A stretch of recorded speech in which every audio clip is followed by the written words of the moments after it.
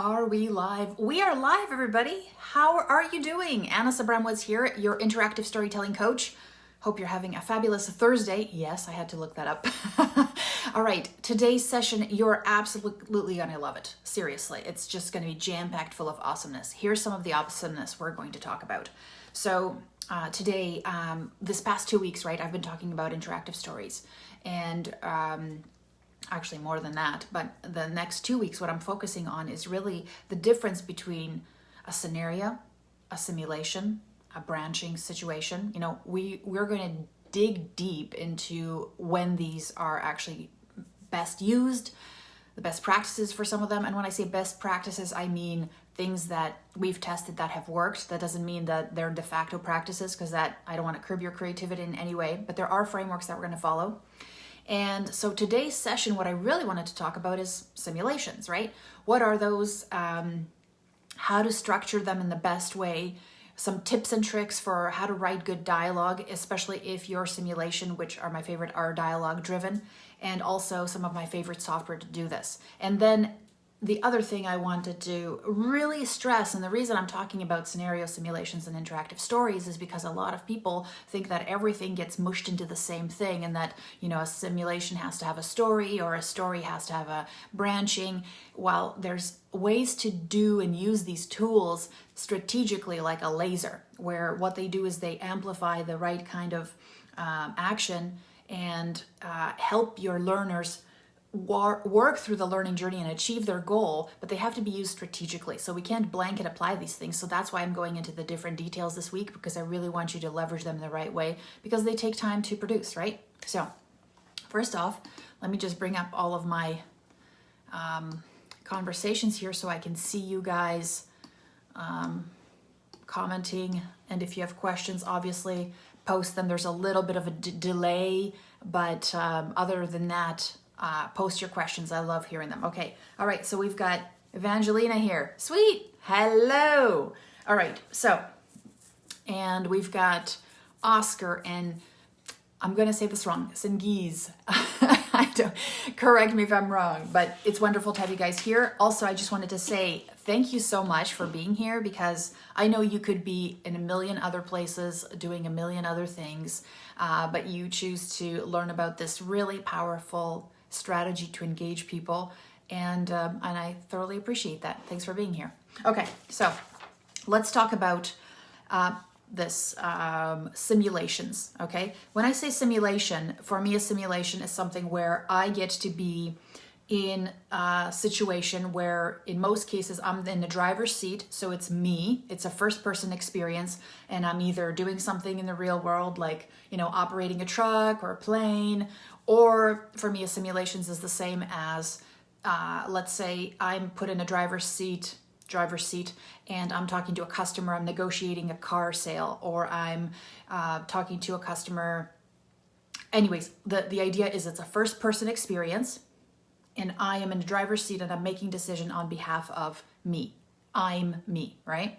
So that's very important to remember. So simulations have a place because what happens is, we talked about this in prior sessions. So if you're interested in this perspective and why it works, the first person versus a third person perspective, and where you would use each one to have more or less influence, go to the session yesterday. The live sessions are all recorded, or they're on my YouTube channel. But one of the things that's really important is when you're putting somebody in a driver's seat in a simulation, what's really important is that you realize that that person at that point is already they're aware that this is something that's going to benefit them, that practicing in this space is going to be good for them, which also means that they've already gone through some sort of an emotional connection to the fact that the training is going to deliver what they feel it will deliver for them.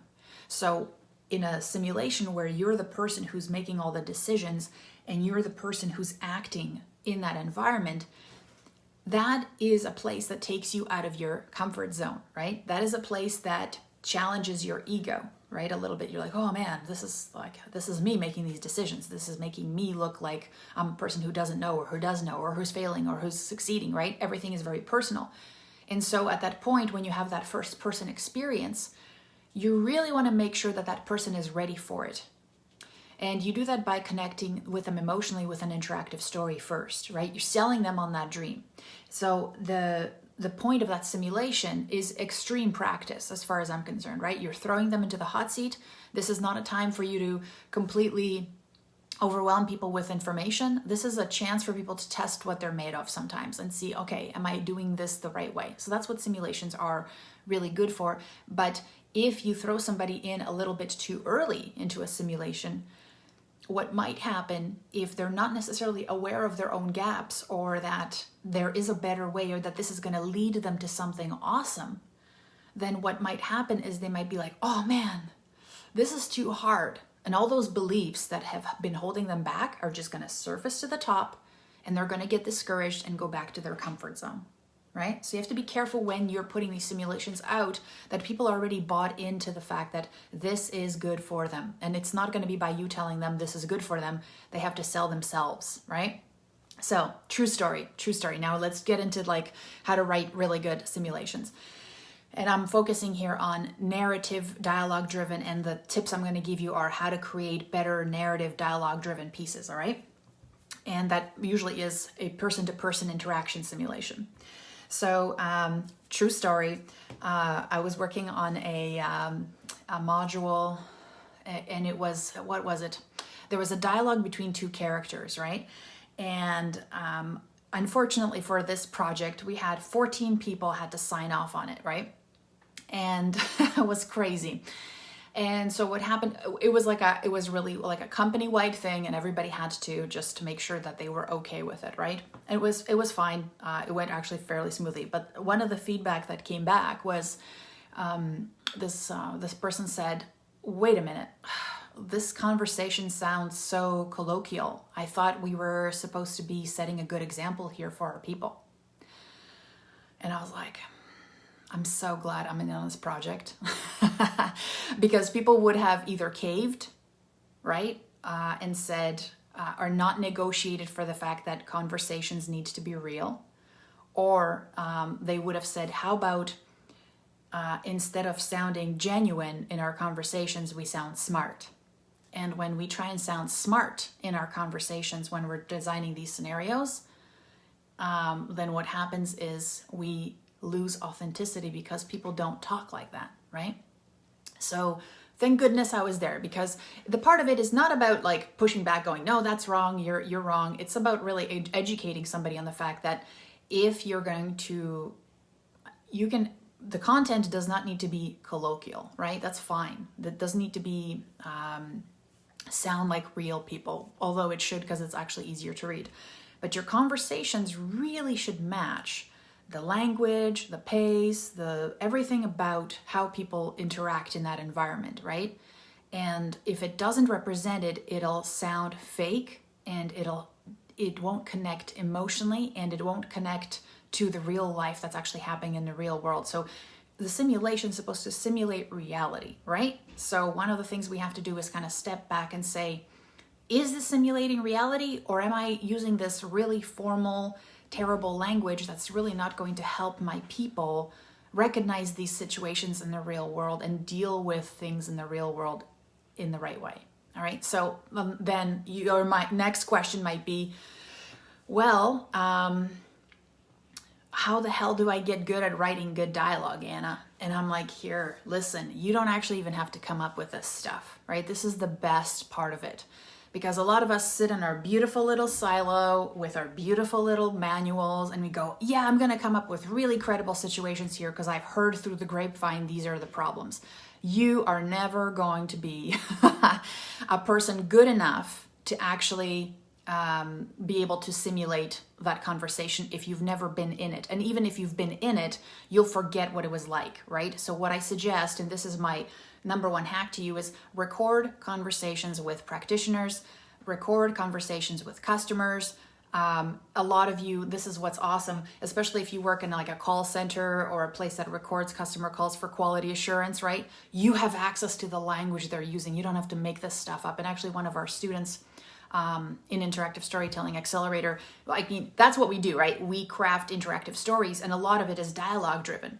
So what did she do? She didn't make up this stuff. She actually just pulled real conversations, how customers speak, how they smush words together, how they have run-on sentences, right? Because that's what's important when you're in a customer service environment, is to really listen, right? So that's the cool stuff. So you don't have to come up with this stuff. I mean, this is the best avenue. And what's amazing is how beautiful, natural, and real that sounds when you're pulling things from real transcripts, and you can say, this is a great sentence. Look how they said that. That's how they say these things. That's what they call these procedures, not what our manual says they call it, right? This is what people actually use. This is what how people actually ask for service. They don't come in and they're not prepared. They're going, I'm confused, blah, blah, blah, right? So that makes for a better simulation, more genuine. You can actually simulate real conversations. And it actually it flows better too, because you're in a different zone when you're doing that. So I hope that's helpful. So transcripts are key. What's my other tip? Oh yeah, this one is so important, and it's such an awesome thing. Read it out loud. Read your script out loud. And then you know what? Have somebody else read your script out loud to you. So helpful, because what happens is when we talk, when we read, where people stumble, you're going to have to chop that up, right? Because it doesn't flow. If you stumble on your words, you're going to stumble in your mind. The other thing, which is epically awesome, is when you read, especially out loud, you will fill in words that aren't there, and you have to listen for that, because then you're like, you said and that would make it sound more natural. So you want to add that too. So have somebody read it out. Have you read it out. Does it sound like stuff you'd say? One of the things that happens with us is when we write things, it's funny because in our heads we're all witty and everything's flowing and it's smooth, chatter.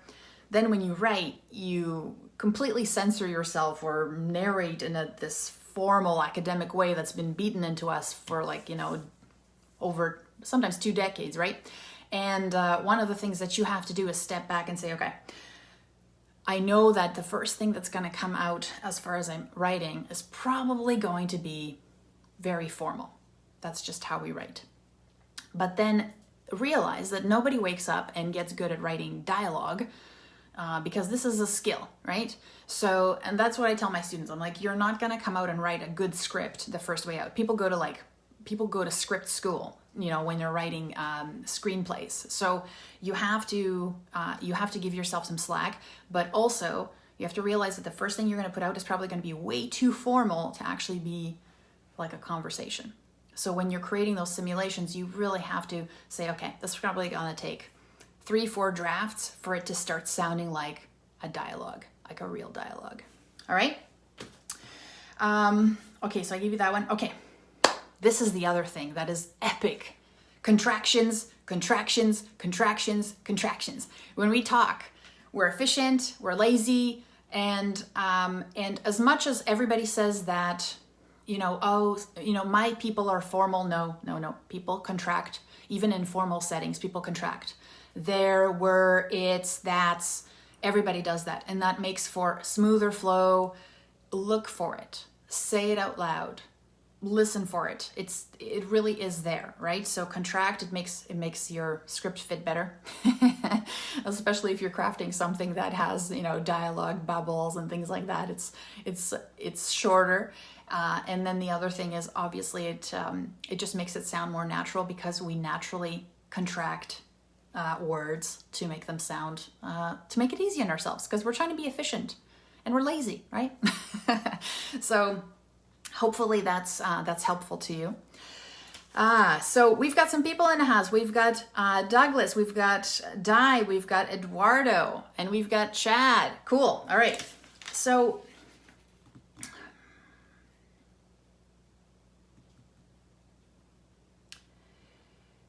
now let's move into simulations and the difference between simulations and interactive stories.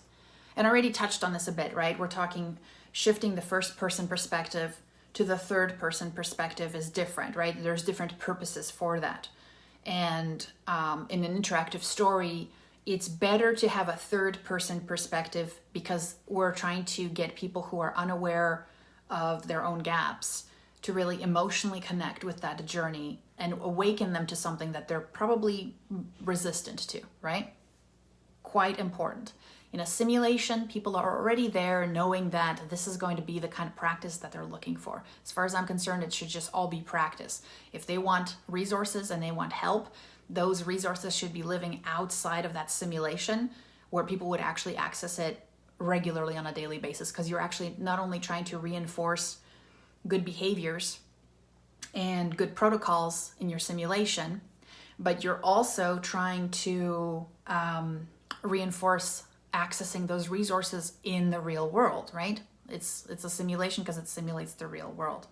Now, my favorite simulation software is BranchTrack.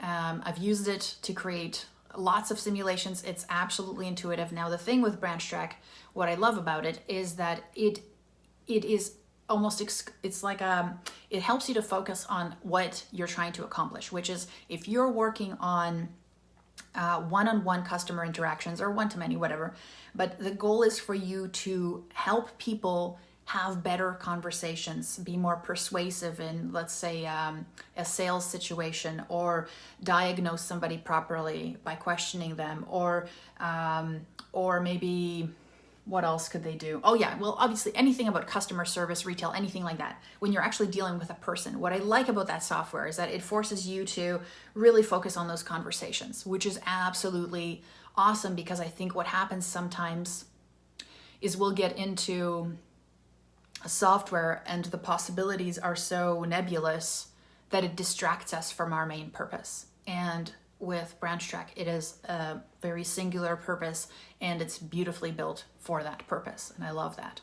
So if you actually want to learn more about that software, some best practices about how to build branching scenarios and simulations, I actually have a video where I interviewed the guy who started up BranchTrack, Sergey, and I'll put a link to it. It's on my YouTube channel, and it's a super awesome interview, even if you just want to get good at crafting meaningful scenarios. Amazing interview. So I hope you check it out. Now, let's talk about what simulations are good for versus what they're not. So I dropped some hints. So as far as storytelling, simulations, not so good. There's a reason. Let me tell you why. I've got a visual. Okay. Okay. Seriously, hope we can see this.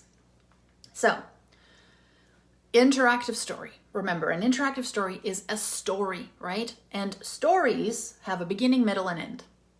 Now, the thing with an interactive story, it's supposed to persuade you, right, to do something. It's supposed to persuade you to believe something. Come over to the dark side, right? And so what happens is I have a narrative. And even though somebody begins the story, and within each of these nodules, which we call pearls, here they can make a decision and feel like they have autonomy and agency, which is very, very important. I'm still trying to get them through to this quite linear story. Yes, there might be some places where they go off, they make some critical mistakes. I gotta kick them out because it's not gonna be helpful if they go through this. They messed up real bad. I can kick them out to an ending, right? That's cool. But like I said, interactive story meant to persuade. The story narrative, it's reinforcing a certain message. I'm trying to get them from one state to another. Very critical, right? Simulation. Trying to simulate the real world. Which means that some decisions will lead down certain paths, and those paths will lead to other paths depending on the complexity of my simulation, right? Some simulations don't need to be very complex. I've built both simple and complex, not all things need to lead to nebulous options, right?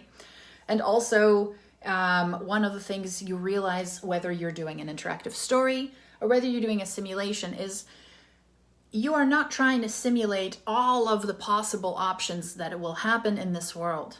What you are trying to do is guide people with the limited options that they have towards the best outcome, right? So don't need to stress out. One of the things I always suggest with a simulation is if there is, and I do this with interactive storytelling as well, with your simulation, don't start at the top and start building and branching because you're going to get lost. Always do the green path first. so you know where somebody needs to start and finish, and then you can add the rest. It'll just keep you come up with your endings first, right? Good one, bad one, and then work backwards from there if you can. But that's what I suggest, because trust me, I've been there and it's a pain in the butt trying to find your way around this thing, right? And that's what usually people ask me. They're like, Anna, how do I keep tabs on all the options that I have? And I'm like, you have to figure out where you want to take them first and then work backwards from there. That's my tip for simulations. Now, this is the other thing with storytelling, right? If I was trying to tell a story here, there is just so many ways that this goes that it dilutes your story. It dilutes your message. And that's why I say simulations aren't good for storytelling. Simulations are when you're doing, but this is in the context of a work, right? We're not doing a ninja story or a leprechaun story or a pirate story. We're doing a John needs to sell this vacuum story. How are we going to help him, right?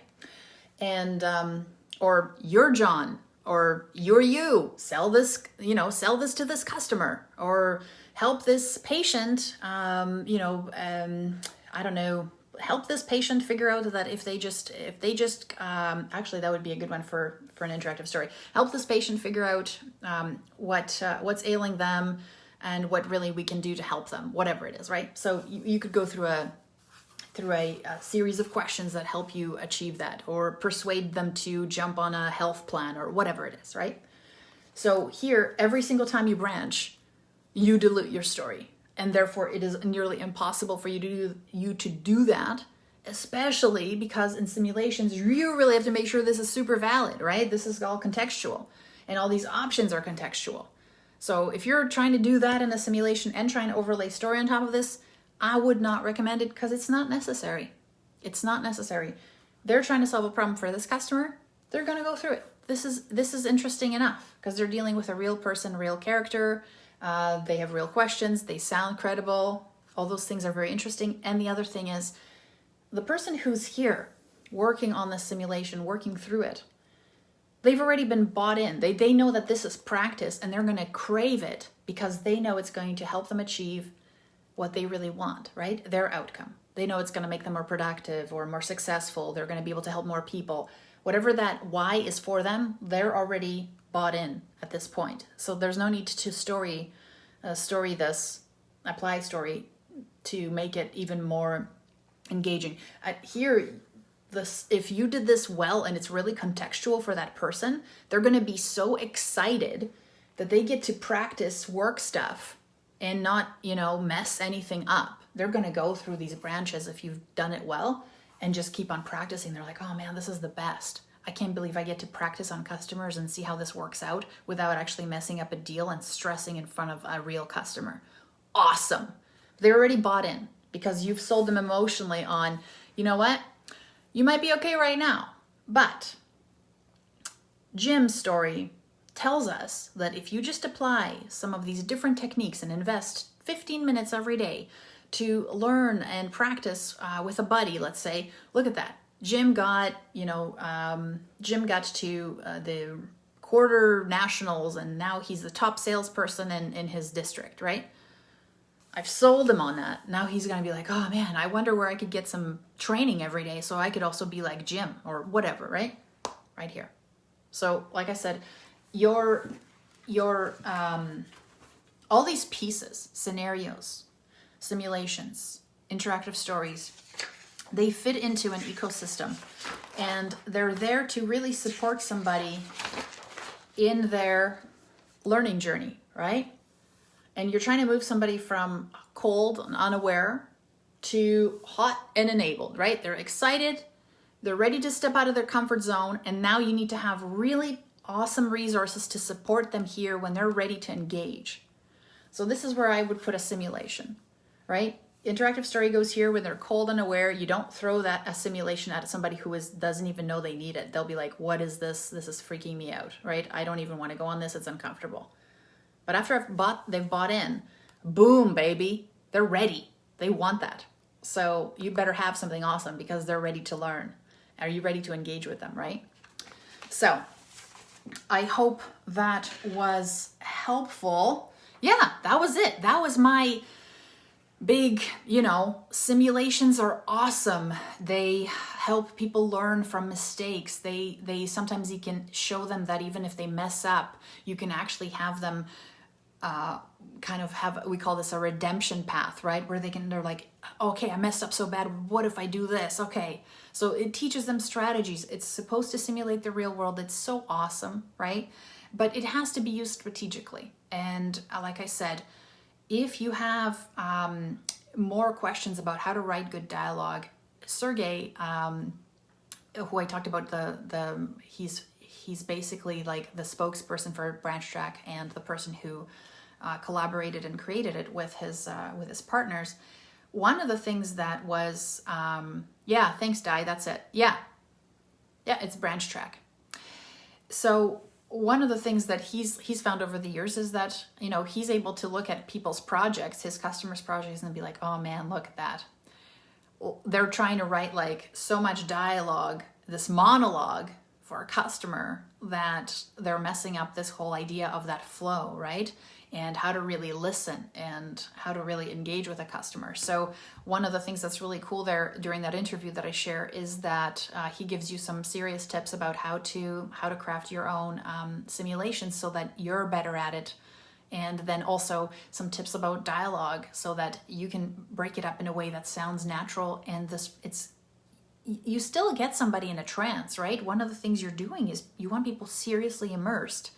It's like being in a really good book or a really good movie. You're in it, right? And that's what you want. You want people's palms to be sweating because they're in it, they're excited, they're tense, but also they're ready for it, right? You've sold them on that journey.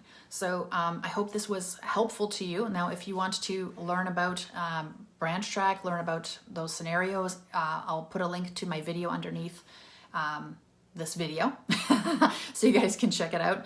And if you have any questions about interactive storytelling, scenarios, simulations, put them in this chat. I will revisit them. I'll be revisiting them in the next 2 weeks, right? Every day I go on around 9 a.m. So if you want to join me here tomorrow, make sure you like the video, because then what happens is you get a notification when I'm on next so that you guys can join me live, because I love seeing all your comments and questions. Rob, Chantal, yeah, it's great. So if you guys, I hope you have a wonderful rest of the day, rest of the Thursday, Friday tomorrow. Oh my goodness. But thanks for hanging out with me, and thanks for really paying attention and listening. I really appreciate you being here. Like I said, I know you could be doing other things, and the fact that you want to get good at interactive storytelling, it's going to up your game. I guarantee it. All right. Hope you found these useful. Take care, friends. Bye.